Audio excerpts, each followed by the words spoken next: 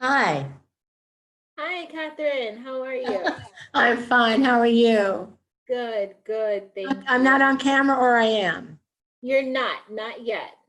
Okay.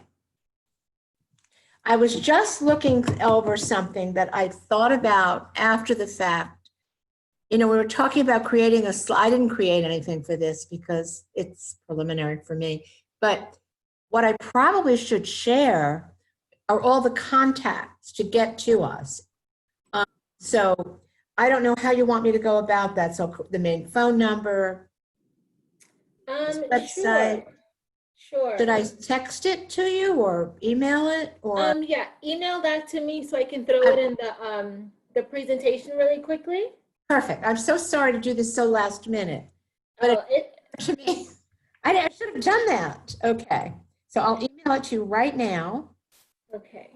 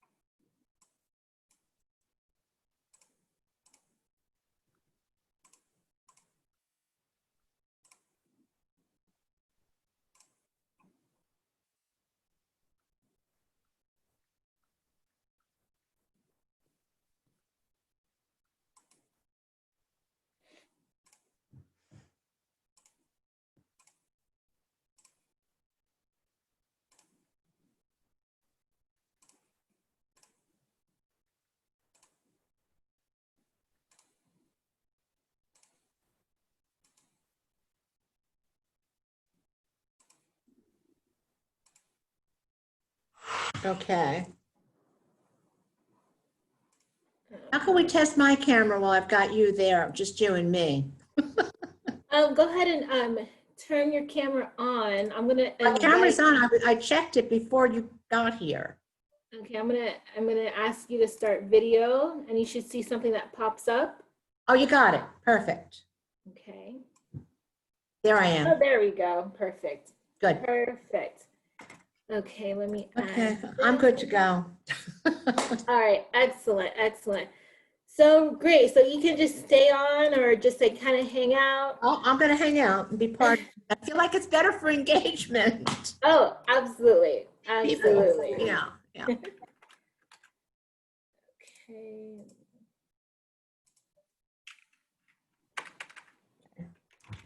And just so you know, I'm gonna have my camera off just because I'm gonna be like going through the chat room, Understood. writing down questions, and and yeah, and also with the questions, Bill, I'm gonna be sending them to Bill, and then Good. Bill's gonna read them aloud, and then you, between you, Mike, and Vince, you can answer those any way that you all would like. We will. Mhm. To the best of our ability. Yes. Whew. Yeah. Yeah, and there's what? I think there's now 75 people registered, so it should be a good turnout. Good. I've gotten actually a lot of emails back and forth with people, so it's been pretty good for just 3 days of advertising this and marketing. Great. So, Great. yeah.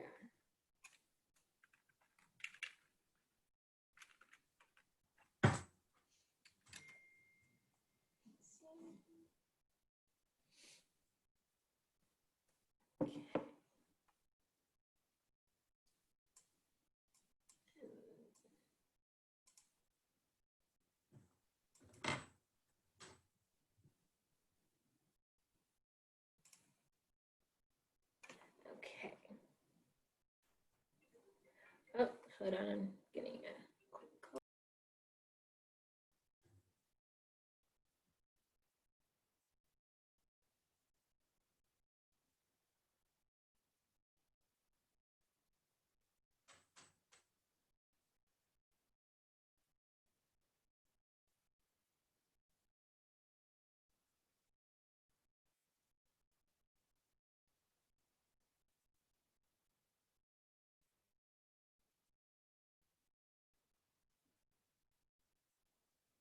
Okay, I'm gonna unmute Bill.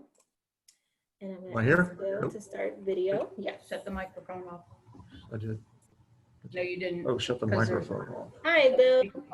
I Speakers just are off. unmuted you. Speakers are off. Okay. Hey, Jessica, it's Jen and Bill. Hi, yes. We're getting feedback in here for some reason. Oh, no. Am I muted, am I muted, Jessica? No, you're good right now. I don't need to do anything with that then. Okay. No. Test, test, test. Dang. Still feedback, Shut it Bill. down. So I've got a speaking, I've got two. I think Pete and I are gonna have to be in different rooms. No, you need to shut that off and you can talk here. They can't see me. I need to be visible. I don't have a camera. Then, yeah, you need to go in a different room. Okay, now it looks Okay. different, the layout, Jess. Yes, I'm making it so that you all can only see my screen now, and you all should be able to see my the presentation. I see you and Bill, and the background is the presentation. Okay, let's see. Separate microphone control before we go doing all this. Okay, let me stop this really quickly. And then come back over. Separate microphone. Apps, devices, sound notifications.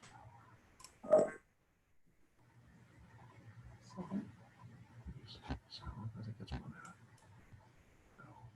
Speakers and headphones. Master volume, input, here we go. There we go, that's what we're off. Turning off. How are we turning off? Manage sound devices. Microphone. Just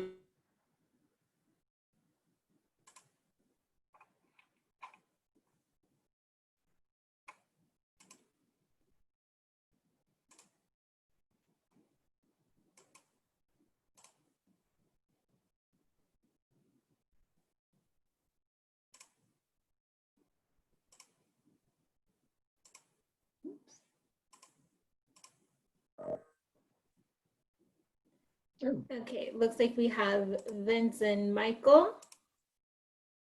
I'm here, Jessica. Can you hear me? Yes. Good, okay. Okay. And I'm gonna mute myself again.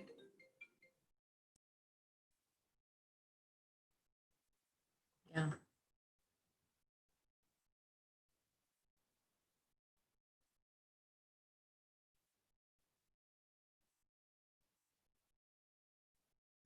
Good. Questions look good.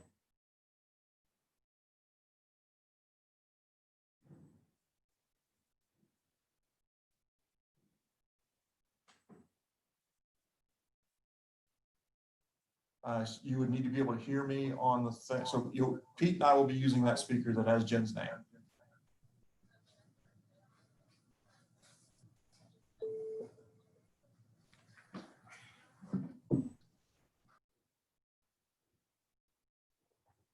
Perfect. Okay, I'm gonna try and go back. And since we're in test mode, trying to figure this out, I'm going to, well, I can't get there. Yes, that's what I'm about to test is, now I can hear feedback. I haven't done anything.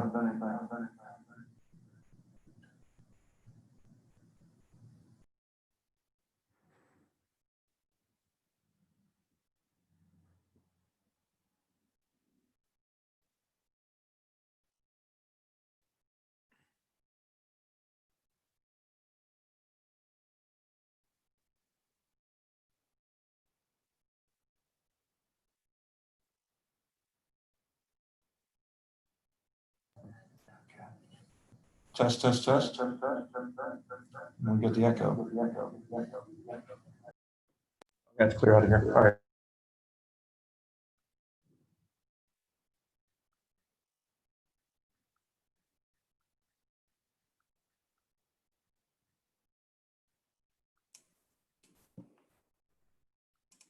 Okay, so Vince and Michael, are you all able to go on your video? Turn on your videos? I can't video from here. You cannot? Okay, No, I can't do that. Can't do video. okay, no problem. Let me try to figure this out really Oh, I quick. just blew up my whole screen. There we go. I know, I just, I'm switching things back and forth. I need to put it back together. I need to close, I have a lot of screens open. So I need to close out some screens. There's a lot.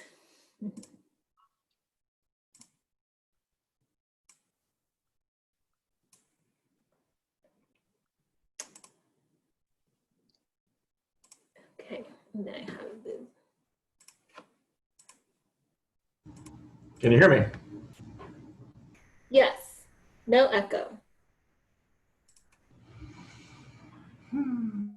No, I can't hear you guys because I don't have any speakers. Okay, now can you hear me and I can hear you? Yeah, I can hear you, Bill. How about that? All right, now close my door. Okay. Okay. Zoom open.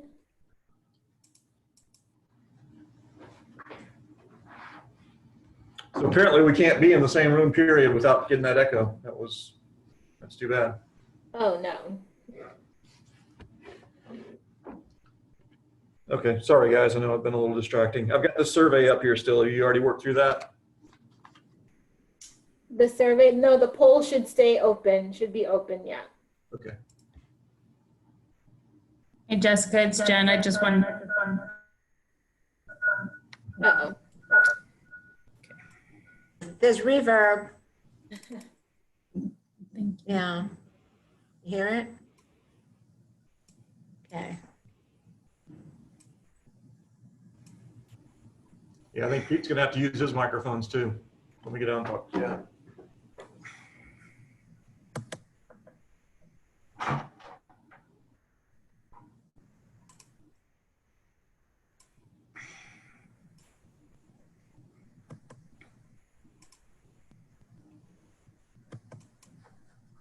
Could you hear that? Could you hear that? Could you hear that? and I don't understand what's happening.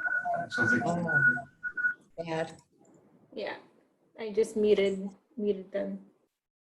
Maybe it's that room, I don't know. Wow.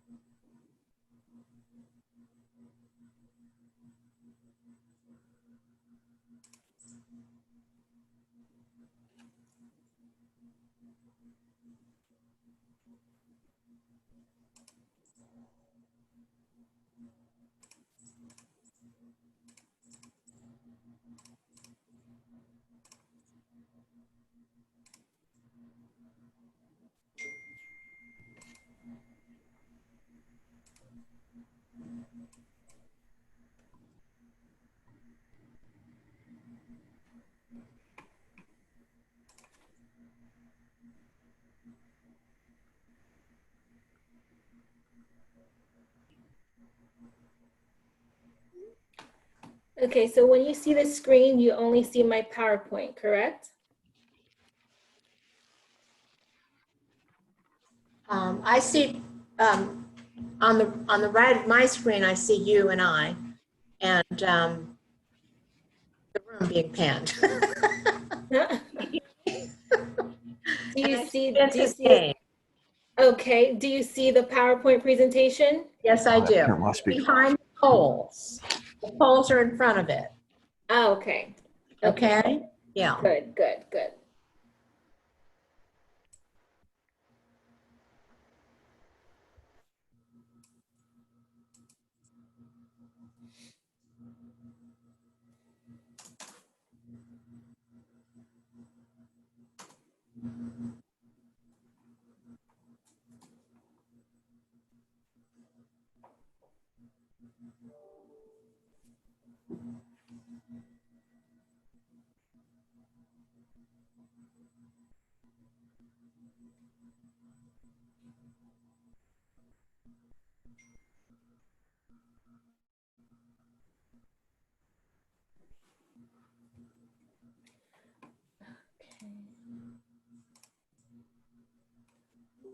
Jessica, are you there? Michael, yes, perfect, okay. Hey, so I'm viewing the meeting on my phone, and then I called in through another line because I was having some technical difficulties. So I think this is going to be the best way to do it. Okay, sounds good. As long as you can see the screen and you can just give me cues on when you want me to switch over, that'll be fine. Yes. Okay, perfect. Awesome.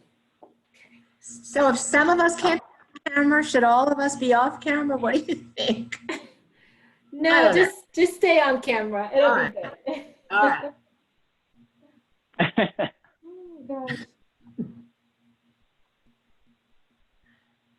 I'm actually going to test this out on my personal laptop just to Good idea. make sure everything's. Hold on one second. Hello?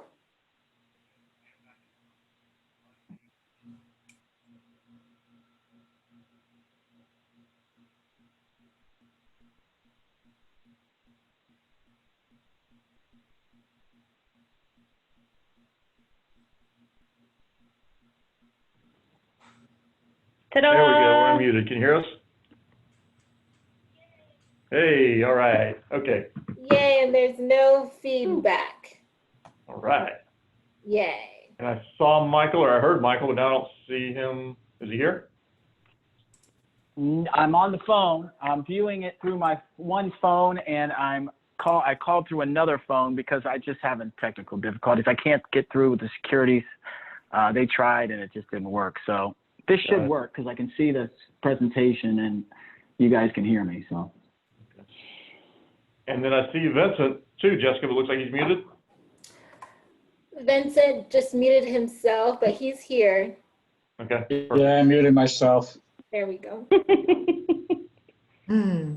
Figured I'd just keep it that way. That way I don't say anything wrong. People hear it.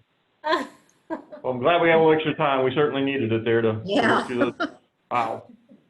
I just, I didn't want to have my, never mind.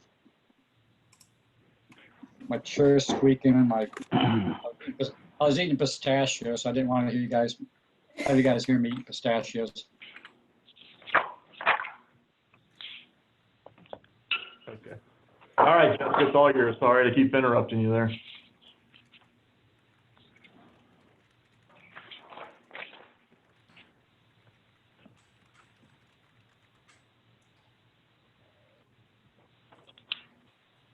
Okay, Bill, so I'm going to shut off my camera and I'm just going to go ahead and control the presentation now, okay? Perfect.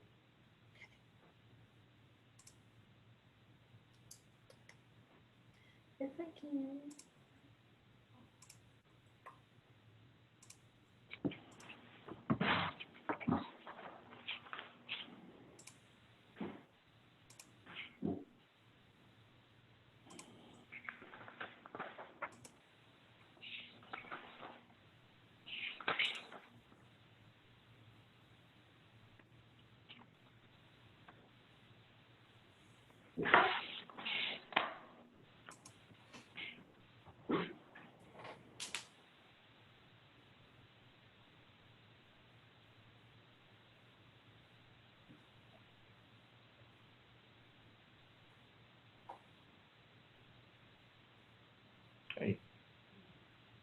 Yeah, we're good.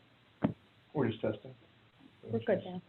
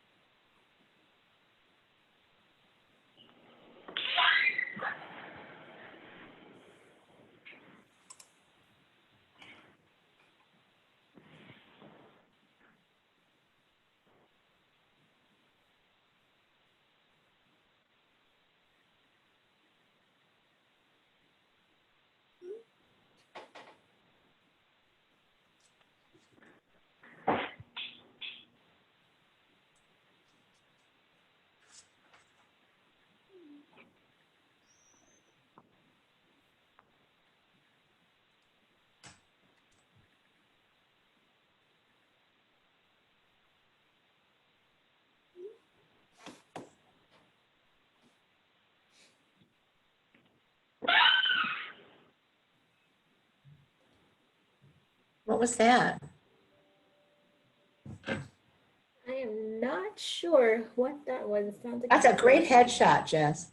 Oh, thank you. Beautiful. Thank you. Welcome.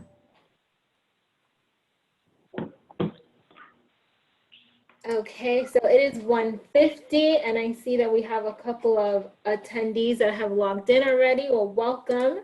Thank you for joining us nice and early. And we just respectfully request that if you're on your phone or near your computer to go ahead and mute your speakers or your microphones on your computer. And I am Jessica Taylor and I will be keeping everyone on mute. So feel free to open your chat boxes and ask any questions that you may have. And also please take the poll that is up and available to you. That would help us out a lot. So thank you, and we'll get started in about 10 minutes.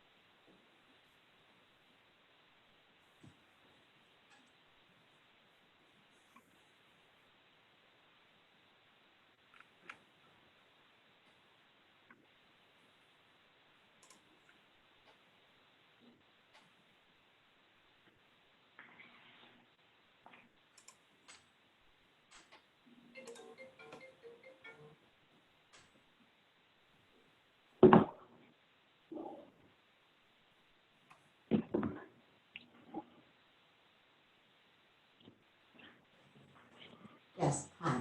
Listen, if I'm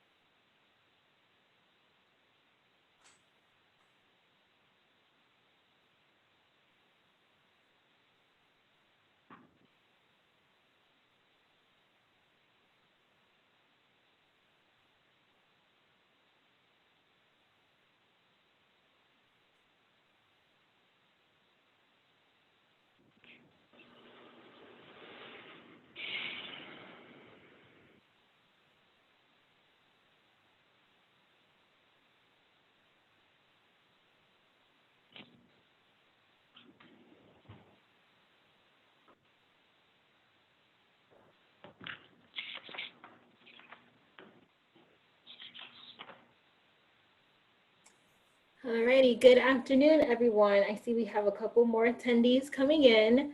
Thank you again for joining us.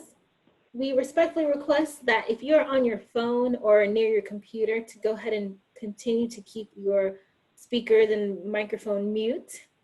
And all lines will be muted until the presentation begins, but I'm gonna go ahead and keep everybody muted. My name is Jessica Taylor, by the way. If you see the poll open on the bottom of your screen, go ahead and take that poll for us. That would greatly assist us in bringing you more webinars in the very, very near future. So we will be getting started in about 5 minutes. So thank you all for your patience and thank you for joining us again.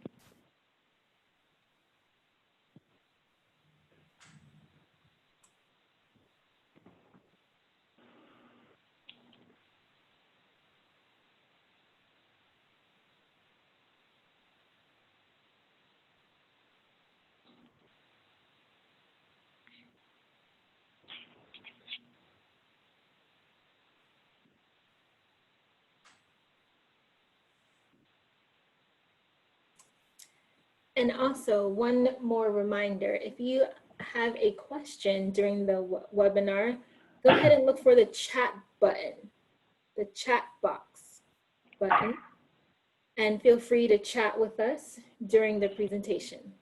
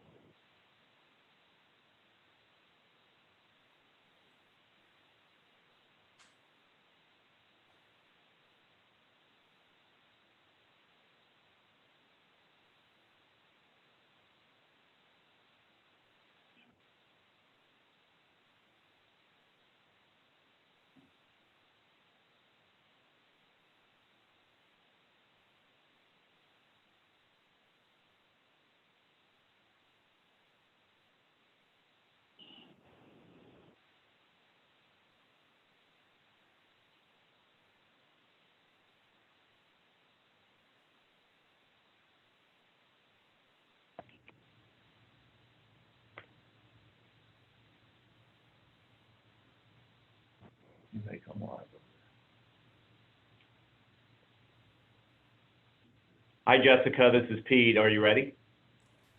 Hi, Pete. Yes, let's go ahead and get started. Great.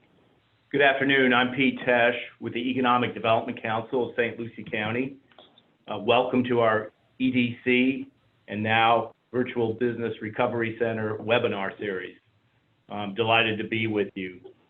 As you heard earlier, Jessica Taylor is our Programming and Operations Manager, and she's now Production Manager for our webinar series.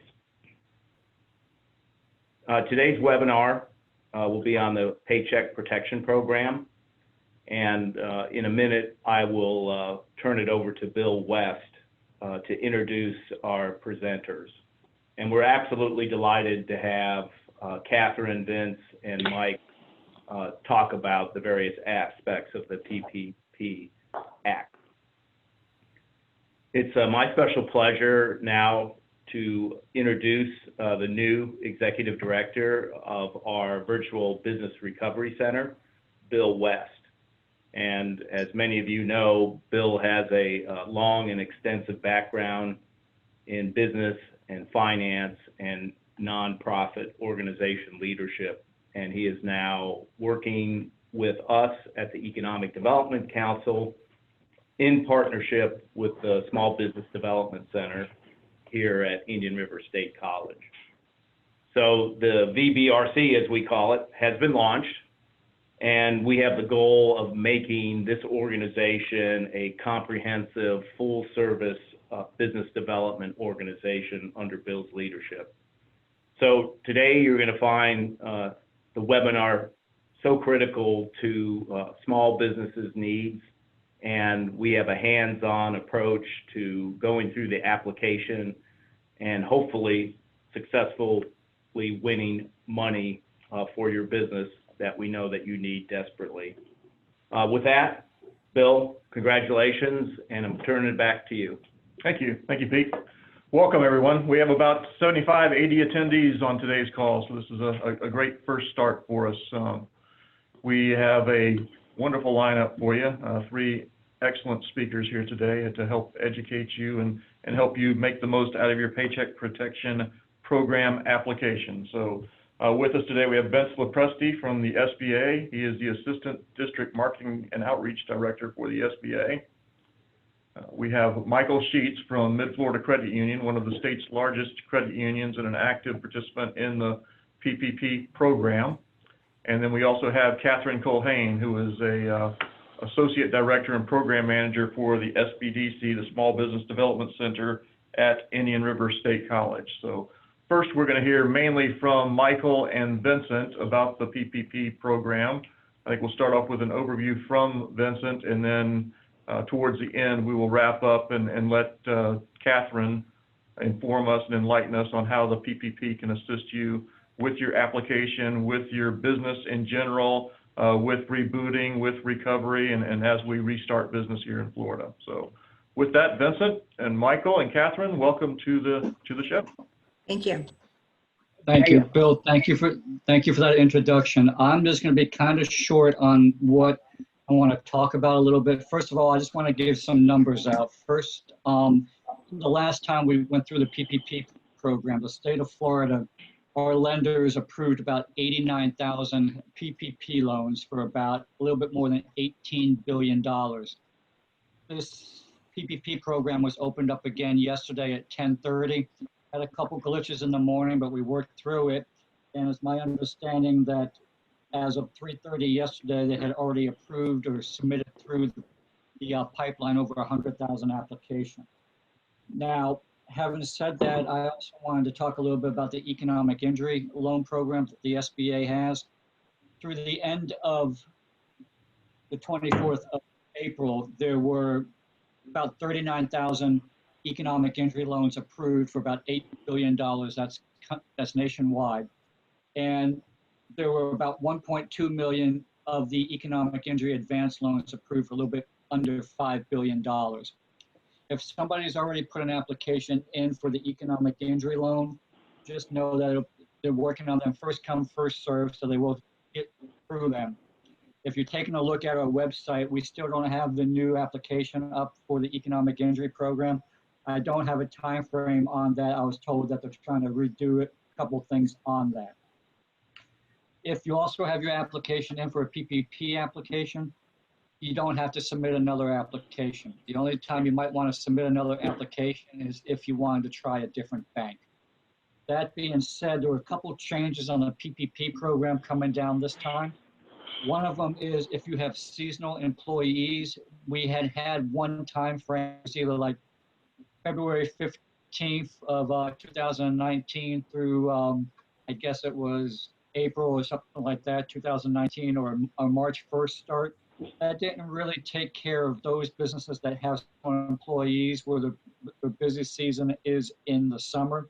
So they added a little stipulation on there where you can change and add another 12-week period going from May 1st, 2019 to August 15th or September 15th, 2019 to determine what your average payroll cost is going to be. In the PPP program now, we have also, in this iteration, agricultural enterprises are now eligible, as are gambling facilities that are legal. So if you were like in Vegas or something like that and you had a gambling facility that was considered a small business, it would still be okay to do that. Now, I had a webinar earlier this morning talking about PPP, made a point to let you know attendees on there, to let them know that PPP application, that has to go to a lender. We check her in every day at the district office, and sure enough, 4 or 5 people send in a PPP application to us. And we have to turn around and send an email and say, please send that to a lender or your lender to start with that does PPP. We process it and make a decision for you. There are lenders out there, and I think you've heard it, where most lenders want to do their own clients first, which is okay. I think I understand that. Some of the smaller banks will take a look at doing non-bank lenders or non-customer borrowers. There are also some non-bank lenders out there that have picked up and doing the PPP program. One of them is Intuit, which is the same company that provides QuickBooks and TurboTax. So if you went to their website, you can see they have a portal on their website for the PPP program. Another location or another site is PayPal. PayPal also is in the PPP program. So go ahead and, if the banks you're working with, if you don't know where you are in the pipeline on that, by all means, touch base with one of those other alternative lenders. To find out who is eligible or what banks are doing the PPP program, if you go to sba.gov and you go under coronavirus funding options, you click on there, you click on the tab that says the PPP program, and I'll have a list down there as to, you click on it down towards the end of it as to those lenders in your zip code that are participating in the program. We've also added a couple more FAQs and another interim note for the interim ruling on our website too, for you to take a look at and to follow if you have any questions on that, okay? And I think for right now, I think that's about all I have. As we go through this, I might have a couple things to add. Okay. Thanks, Vince. Well, my name is Mike Sheets. I'm a commercial lender with Mid-Florida Credit Union. Me and my team was tasked to do the reviews for the PPPs with our credit union. Bill had asked me to get on the call to kind of go over what we see the main errors on the PPP application. 9 out of 10, we've done countless amounts of reviews, and 9 out of the 10 applications have something that they didn't check, they didn't initial, something that we had to actually call the client back. I don't know if anybody has experienced that yet, but I'm going to go over it in case you haven't applied yet, or even if you have applied, maybe you want to go back and review the application you sent in, and if you see any errors that I'm calling out, make sure you refill it out and send it back to the bank, because they probably will be calling you in order to get it done.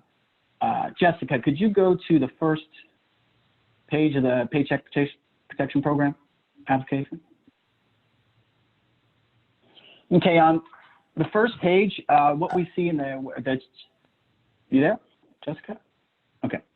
On the first page, where it says check 1, make sure that you're filling out whether it's an S Corp, C Corp, LLC. It's a common error. People forget to check that. with the business legal name, make sure the business legal, this is probably one of the most common errors. Make sure the business name matches Sunbiz exactly.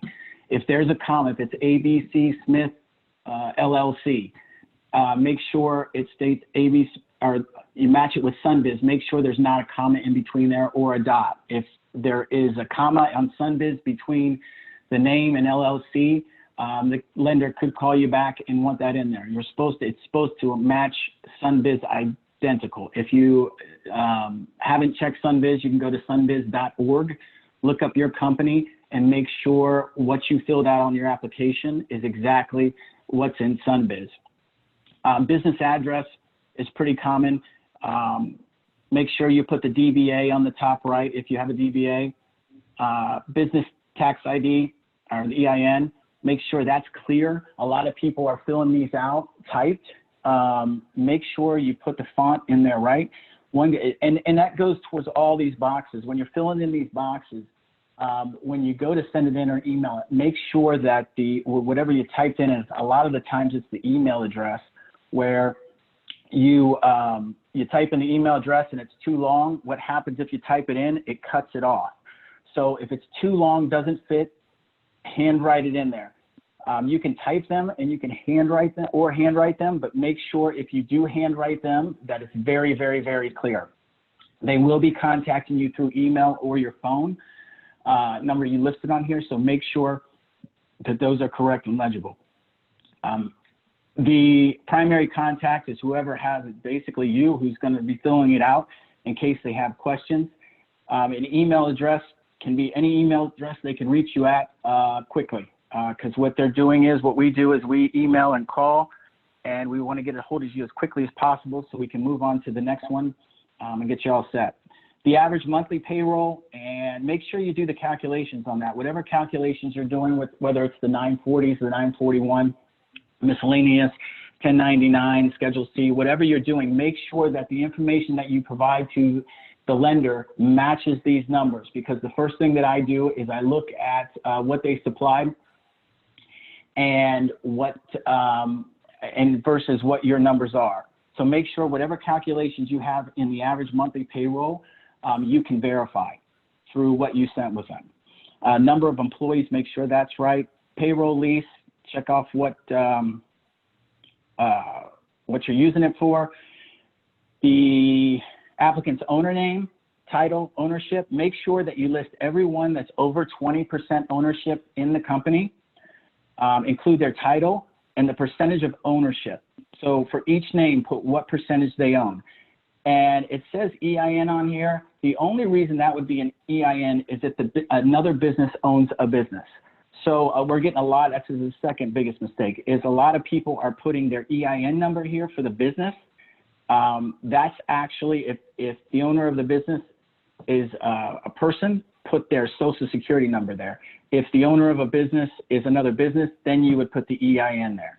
Once again, make sure the address is correct and it fits in the box, and that would be your personal address or the other business that owns the current business, their address. If the business is the same as the home-based business, it can be the business address and your address, that's fine. Jessica, yeah, go to the next slide.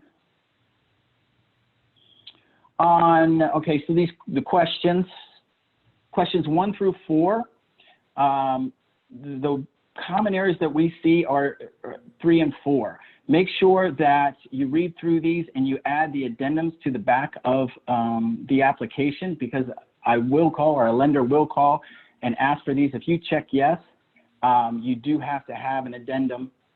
It has to be filled out properly. So make sure if you're checking yes to either 3 or 4, that you include the addendum in the back.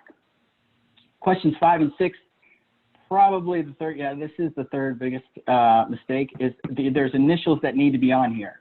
Right in the middle, 5 and 6, make sure that you initial these. It's a very common error.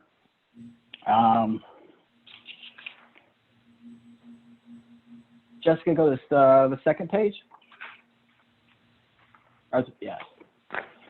On this page, make sure that you initial every single line on here, sign, date, print, and the title.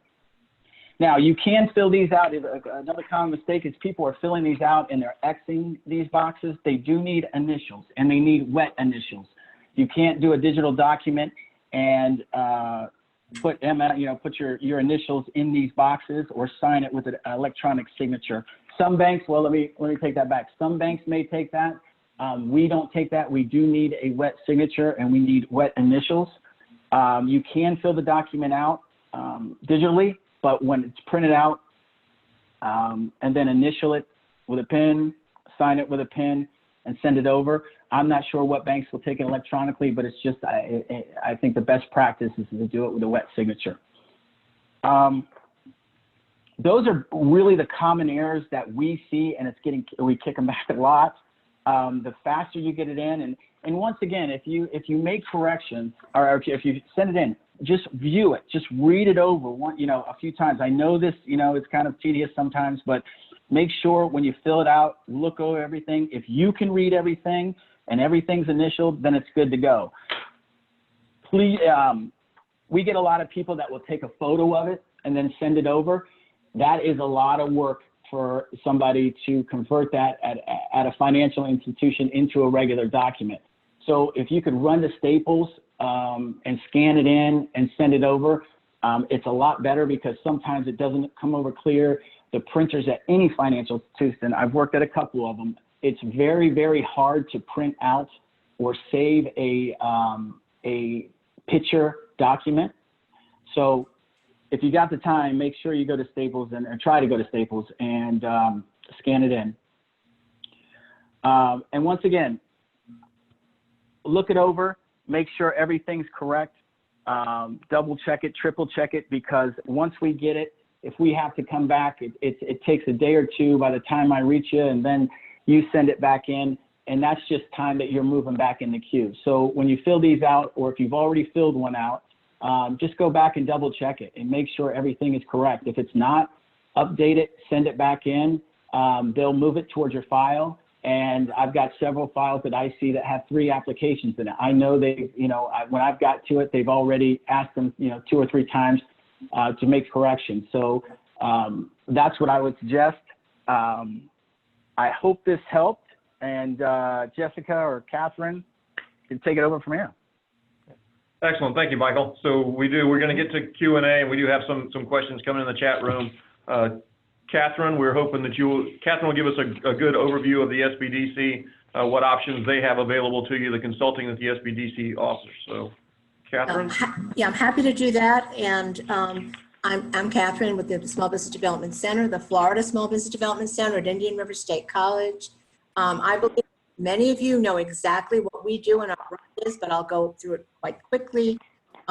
We are a team of dedicated consultants, and we partner with the SBA. We provide one-on-one consulting to our business community throughout the Treasure Coast, Martin County, St. Lucie County, Okeechobee, and our role now is becoming more and more crucial as we move forward and start moving, which is what we are very much here for all of you to do, is to support you as we are moving into recovery, reorganization. So I'd like to just refer to the PPP in the sense that in our connection to you, our clients, we're going to want to understand or try to help guide you in your overall business planning, the best deployment of these funds, the best deployment of all of your assets at this point in time, understanding damage control, understanding how we can support you. And so in making that offer, I want to just make sure that you understand we have incredibly robust, strong resource partners. And our director, Tom Kindred, myself, our team, we're working with them right now to develop an engagement strategy that we will be presenting and moving forward to all of you. What's important, though, to us is that we're listening right now to what you're needing, to where we can meet your objectives coming out of all of this. Recognize that it's unprecedented.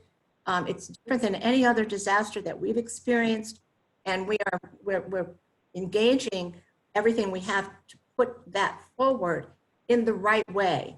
So that poll that you're looking at, I do hope you're going to address your needs, because we're going to, this will be an evolving process as we go forward. Some of the good news, I mean, we're a small team, a very committed team that offers no cost consulting. We've always been there, but right now, under the CARES Act, we are looking forward to having some additional funding. I can't be too specific. We know it's in process to expand our capacity and extend our team and have some more boots on the ground people to be out working with you and helping you. So I speak to you now in my primary role as a consultant, and day to day, I'm hearing from our clients. I'm excited to say that I'm hearing from some of them that they're receiving those PPP funds, that they are understanding that they're in the queue still for that economic injury disaster loan. So we want to be part of the planning of that. And I'm going to mention some of those resource partners. So we work with partners, we work with LivePlan, which is an incredibly robust, state-of-the-art online business planning tool. And we really hope that we're going to help to bring that forward and get more of you involved in that forecasting, cash analysis, action planning that you really need to be focusing on in these times. We work with BizMiner, which gives you the best industry feedback, standards, benchmarks, really understanding how to create a goal plan for the industry that you're in. So just two. I mean, we offer classes in profit mastery, webinars, tutorials. We're developing those further and continuing to work within our team to see exactly where your need is and where we can meet that. I also feel strongly about, from going through this process right now, the importance of developing your relationship with all the professionals that support you, particularly your banker. Michael's on that line today. He's so involved in helping those clients get through that process. That's what you need. You need a relationship banker to be working with you. I'm hoping you're looking for that. We love our bankers, and we want to collaborate in that way with that whole team so that there's maybe long range business planning going on. That's our goal always at SBDC. The right kind of planning, the core that is the business plan. So you'll hear us repeating that again and again. We are developing and we will be providing some business resiliency tools, some other information to do maybe some disaster assessing after the dust settles and we're moving forward with that. But right now we're still truly wanting to hear from you, putting these tools together, putting them together in a way that can really meet your need and hit the ground running. So thank you very much. Wonderful, thank you. Thank you for all you do with the SBDC. Everyone on the call, we do have additional SBDC consultants that are on the line monitoring. Catherine, would you share the SBDC's phone number they can call for assistance? Absolutely, and I think just you have that to put up, but okay. I did send that ahead of time, and there it is. No, it isn't. Yes, it is. Okay. The main number to call is 772-336-6285. That's our main line. Our website is www.irscbiz.com. If you go into that website, you see all of our tools. You can register as a client if you're not already our client. I really encourage you to do so, because then we're always disseminating information to you. You're receiving it as we have it available for you. And then our main website for the network throughout the state of Florida in our headquarters, fsbdc.org. Also, so many tools and resources there. So please make yourself familiar with that, and then give us the feedback that we need to serve you best right now. And it is a wonderful no-cost resource, so please reach out to your SBDC at that phone number. We do have some questions on the line here. And also the EDC here is willing to help as well. You see that phone number up there too, the 772-336-6250. So I am seeing a post from Tony Lope. A lot of this is informational, but he's worded something at the very beginning. Tony's making some very good points about child care providers, the special circumstances they have. So Tony, we would very much like to engage with you and the child care providers and maybe provide something specific, some specific assistance to them with the assistance of the SBDC to help them overcome some of these issues they're having. So I would direct the SBDC consultants out there to look at Tony's post. Tony, if you could give us a call here at the EDC, we would greatly appreciate that. Your first question, though, Tammy Semino has also, you didn't say it as a question, but Tammy worded it as a question. It's a stumper, so we're gonna throw the stumper out here first, guys. What happens if you applied for the PPP loan based on your number of employees for February, March? However, your employee count had already decreased because some of your employees actually make more than on unemployment, state plus 600, we know that, and do not want to work or give up the free money. So there's a softball for you right out the gate. I've got to defer to the PPP experts on the line. Yes, I'm thinking Vince might have encountered Vince, are you there? that. I'm gonna have to defer on that too, because we've been talking about that, and maybe our bankers can help us with that question. But what I'm looking at on that way is if you have allocated a certain dollar amount and come at the end of the 7 weeks or so, when they do a reconciliation, if they don't all come back to work, then that part of the loan won't be forgiven. But I believe if you keep that money in your account and just use that and just pay off the balance of the loan at the end, everything will be okay. What I'm thinking and what I'm hoping, and maybe Mike can help me with this too, is that, a few weeks from now that the Treasury will come out with some FAQs on that to help us with that and to help the lenders as far as figuring out how to take care of that. Those haven't come down yet, so we are going to be waiting for those. So right now, I think it's just, when you estimate your number of employees and you estimate your salary, how much you're going to pay them. If you're over on your estimates, then that money's going to have to be paid back. And if you just kept it in your bank account and paid back at the time that you ask for the forgiveness on the loan, you should be okay. But there might be a residual left. Yeah, and Vince, I'll chime in here a little bit. I got to be careful of what I say because the bill is so broad so far. They haven't come up with exact things they're going to do. I know that they will do a look back in 8 weeks after you receive the money, and they will see where the money went. They want to see what your payroll was. In situations like that, if you didn't hire them back and they didn't want to come back, then you'd want to keep the money and return it. The bill is to keep your employees and hire them back if you can. And that's what the money's used for. So if, people are collecting more unemployment, don't want to come back to work yet, then, you could apply for it. But I would be careful of what you do with it because they will do a look back. The banks are going to do a look back in 8 weeks and look at the payroll. And then that's how they're going to justify the money being paid back or forgiven. So I don't know if that answers the question, but the point of the bill is to bring people back. If they don't want to come back, then you probably want to hold on to that money because they will review it. Sure, I agree. I think this is where finance intersects with HR, and tomorrow afternoon we have an HR focus group that we're working with the intent of rolling out an HR focused webinar next week. So keep your eyes out for that, and I will specifically bring this up tomorrow with our focus group and see if we can't get some better answers to it, and definitely look for next week. We will be having an COVID related HR webinar for you. Okay, so next let me flip through the chat. There was another question in the chat room I saw, at least one more. Lynn Erb to all panelists. What if you are an independent contractor under a Social Security number, not a corporation? Use your Social Security number as the business, the entity. You could fill out it under the business legal name, and then use the TIN or the SIN or SSN. Jeez, oh, too many VPs today. under that. So you'd fill it under basically what your name. And that's fine.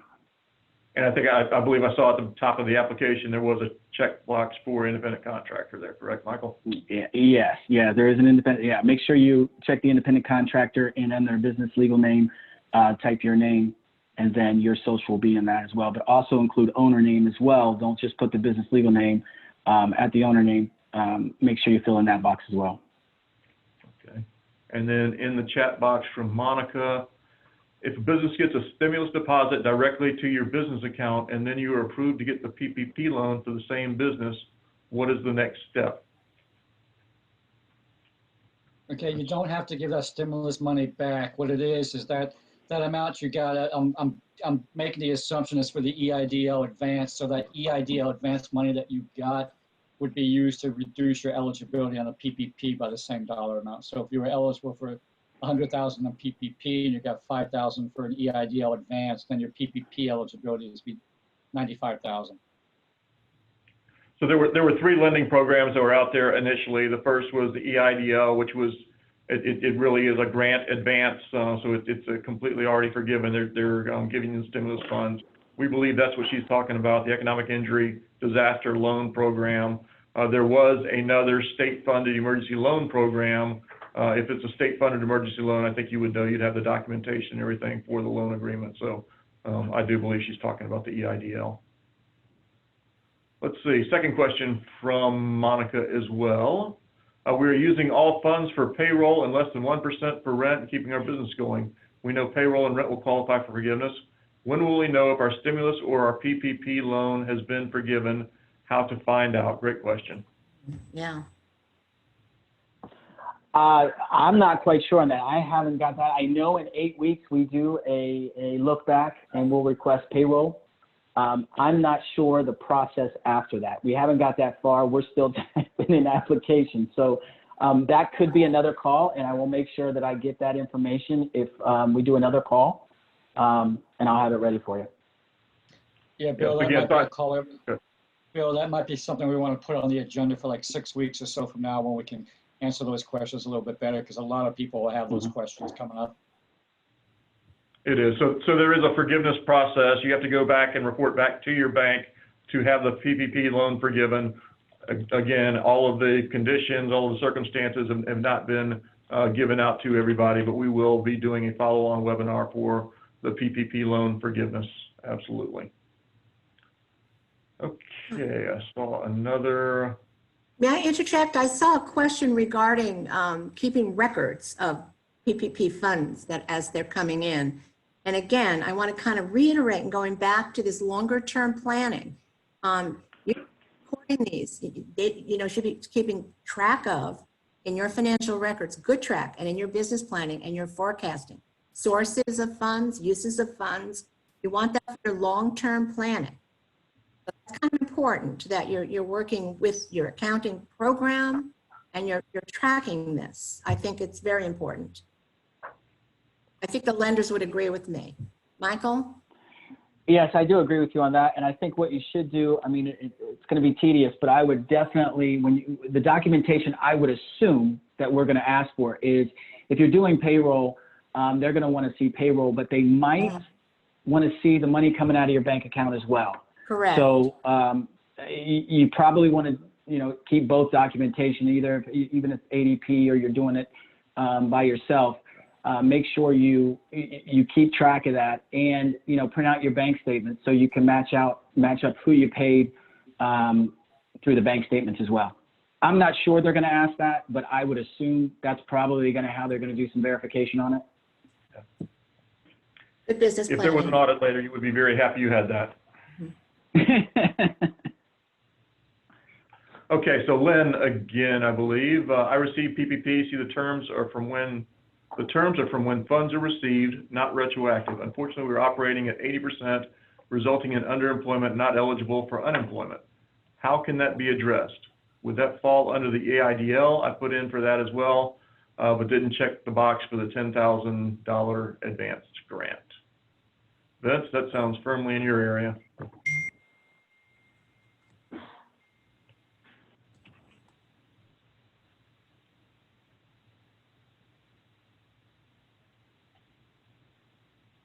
Oops.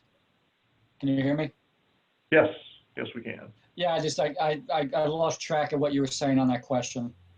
Okay, so I received PPP, it's a roundabout one, I get it, I have to read it again myself, that's what I was doing.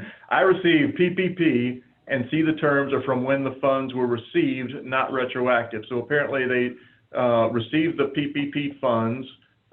When they received the funds, they were already operating at 80%, resulting in unemployment and not eligible for, I'm not completely following the last part of the sentence. We were operating at 80%, resulting in underemployment and not eligible for unemployment. How can that be addressed? Would that fall under the EIDL? I'm not sure how we're going to answer that one. You've got, if you an application for PPP and you're at 80%, then, you have to look at your business going forward. Are you going to bring back the remaining employees for payroll? Then you have to also look at the, while you've been affected by 20%, they're going to have to take a look at, was that really, how economically adversely affected were you? You can always apply for the EIDL funds for up to, for any losses you have, but it's not replacing lost profit, it's replacing lost contribution margin. So that's kind of a question, like you're saying, I'm not sure exactly what they're looking for on the answer on that one. I think this really goes back to Catherine's point about your counselors. So make sure you're staying close with your banker, your CPA, your financial planner. But I think your CPA here. So you're going to be able to look at those funds. A CPA is going to be able to guide you through, say, this is where you're at. This is how much you would have been eligible for. So either don't use these funds or know that you're going to have to pay them back over time at the rate that difference is not going to be forgiven. But definitely, I would make a call to my accountant. Let's see, Teresa Hurtado. I'm a bookkeeper. Several clients are stating that local banks are not taking applications any longer. Is there somewhere else they can apply for the PPP? Are there guidelines for recording the funds once received? Vince, you had some great tips there. Yeah, the Intuit, you can go to the Intuit website. They're taking PPP. You can also go to PayPal, and they're taking the PPP too. Now, Mike, are you guys looking at non-bank customers, or are you just looking at credit union customers? So far, we're just looking at credit union customers. We're so overwhelmed right now that I'm not quite sure. I guess Okay. It all depends on how the the funds go, but we're told that once we get the members through, that we would be open to taking outside applications, but I don't know when that would be. Okay, I had a conversation briefly yesterday, I think it was, or Friday. I can't remember which day it was, with Ben Moffitt over at the bank formerly known as Acalina, which is now iThink. And he said that, yeah, they will look at non-bank customers too for the PPP program. So you might want to reach out to Acalina Bank and see, about talking to them if you wanted somebody local, or go online to Intuit or PayPal. Perfect. So Intuit, PayPal, or is it iThink Financial Credit Union now? Is it the new Yeah, I name, think I it's believe? iThink. Yeah, I think it's iThink Credit Union, or something like that. Excellent. And let's see, Jessica Seabag. What happens if we don't get funded on the PPP till after May 1st and the 8 weeks to pay it out the 8 weeks to pay it out is now shortened? Will they look back at payroll before you got funded? I don't have an answer read to that that. question. Yeah. What happens if we don't get funded on the PPP till after May 1st and the 8 weeks to pay it is now shortened? Will they look back at payroll before you got funded? Someone was saying it was from the receipt, but my impression of it was from application. I don't know how it could be from receipt. So you're applying, you're stating that's how many employees you have. It should really be from the application point. Well, my understanding is it's the bank approves it, they disperse the loan, preferably within 10 days, and then once you receive funds, the clock starts once you receive the funds for 8 weeks going forward. Now, I know the June 30th date is on there, but I think the June 30th date is the last date available for applying for a PPP loan, which we all know in the chat right now that the PPP funds right now that we have approved won't last until June. Okay. That was, let's see, we do have another email question from Monica Poto. Actually, she has a series of questions here. Let me chop these down. So if a business gets stimulus deposit directly to your business account and then you are approved to get the PPP loans for the same business, what is the next step? I think we answered Okay, that one. That's the same Yeah, we question. answered that question. Yeah, Yep. we answered those questions. Okay.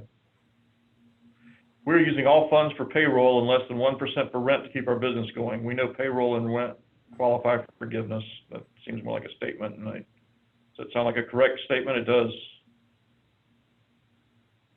And, We're using I all saw- funds for payroll and less than 1% for rent to keep our business going. I guess the same question. When will we know that a PPP loan has been forgiven? It is. That's a discussion you'll make with the lender at the come of 7 weeks from now when they do a reconciliation. They'll figure out what you put down there and what's eligible to be forgiven. So that's when you'll find out. Perfect. Okay.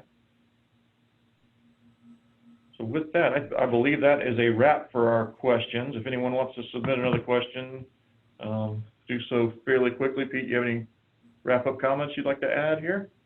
I'm fine, thank you. Okay. Good job.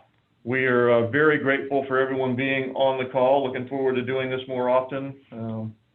Vince, Catherine, and Michael, thank you very much for your participation today. We know that this is a particularly, it's a high volume time for everybody. So we are very, very grateful for you to take time out to be with us. Thank you for the opportunity. Thanks. Yeah. Yes, absolutely. Thank you. Thanks, everyone. Yes, and thank you everyone for joining us today. Definitely appreciate that. And I ask, this is Jessica Taylor, by the way, and I do ask that once you close out of this webinar that you go ahead and take our survey. The survey should pop up right as soon as you close out. So thank you again for attending, and we will be in touch. Thanks. Bye now. Thank you, All Jessica. right, thank Have a you. good day, everyone. Thank you. Bye.